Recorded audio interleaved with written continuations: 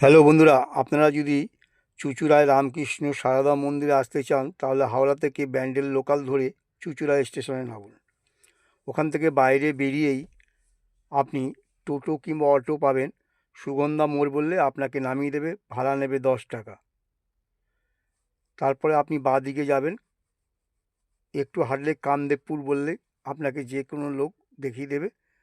হেঁটে আপনি চলে যেতে পারবেন, কিন্তু নাহলে অটো করে নেবেন, 10 টাকা ভাড়া নেবে। কামদেবপুর, সেখানে রামকৃষ্ণ সারদা মন্দির রয়েছে।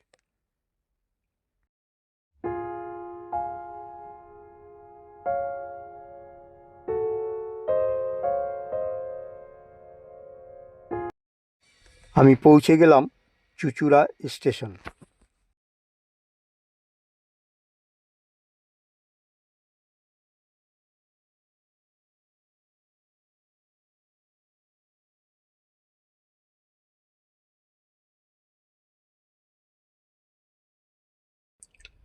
এই সিঁড়ি থেকে নেবেই আপনি বাঁদিকে গেলেই পরে টোটো কিংবা অটো দাঁড়িয়ে আছে, 10 টাকা ভাড়া নেবে। আপনি সুগন্ধা মোড়ে রামকৃষ্ণ সারদা মন্দির বললে আপনাকে ঠিক জায়গা মতো পৌঁছে দেবে।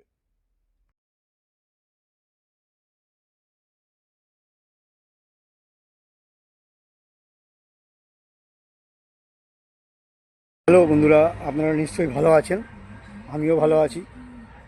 আমি আপনাদের সঙ্গে আমার পরিচয় করিয়ে দিই। আমি মৃত্যুঞ্জয় শ্যামাশ্রী চ্যানেল ইউটিউব। আমি আপনাদের জন্য একটা নতুন ব্লগ নিয়ে হাজির হচ্ছি। সেটা হচ্ছে চুঁচুড়ায় রামকৃষ্ণ দেবের যে মন্দির, কামদেবপুর রামকৃষ্ণ এবং সারদা দেবীর মন্দির, সেই মন্দিরের ভিডিওটা পুরোটাই করব। আপনারা পুরো ভিডিওটা দেখবেন, দেখার পর আপনাদের কেমন লাগলো আপনারা কমেন্ট বক্সে লিখে জানাবেন। তার সাথে সাথে লাইক করবেন, শেয়ার করবেন বেশি বেশি করে। যারা আমার চ্যানেলে নতুন, প্লিজ সাবস্ক্রাইব করবেন আর পাশে থাকা বেল আইকনটা বাজিয়ে দেবেন। তাতে করে সবার আগে নোটিফিকেশনের মাধ্যমে আপনাদের কাছে পৌঁছে যাবে আমার নতুন নতুন ভিডিওগুলো। আপনারা কীভাবে আসবেন সমস্ত তথ্য থাকবে আমার এই ভিডিওর মধ্যে, আপনারা দেখতে থাকুন।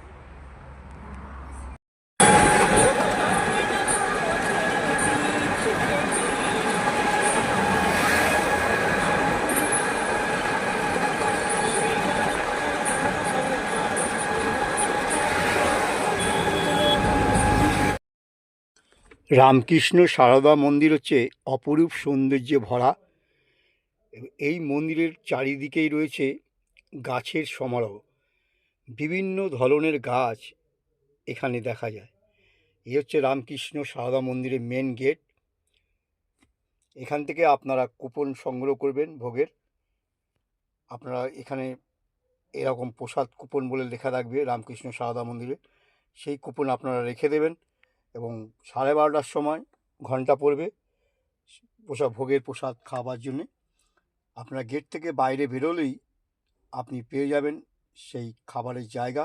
সেইখানে আপনাদের এই হচ্ছে খাবারের জায়গা, আমি দেখাচ্ছি। শ্রী মায়ের বাগান বলে লেখা আছে, শ্রী শ্রী। এর ভেতরেই ভোগের প্রসাদ এখানে দেওয়া হয়। এখান থেকে আপনারা সংগ্রহ করতে পারবেন।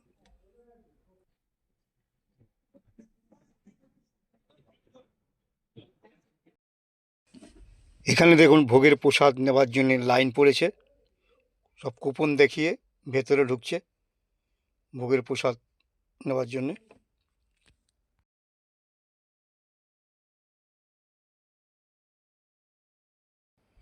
এখানে ভোগের প্রসাদ দেখুন খাওয়ানো হচ্ছে। খুব সুন্দর জায়গা, টেবিল চেয়ার বসে এখানে ভক্তরা প্রসাদ গ্রহণ করছেন। 7-8 রকমের পদ রয়েছে এই প্রসাদের মধ্যে।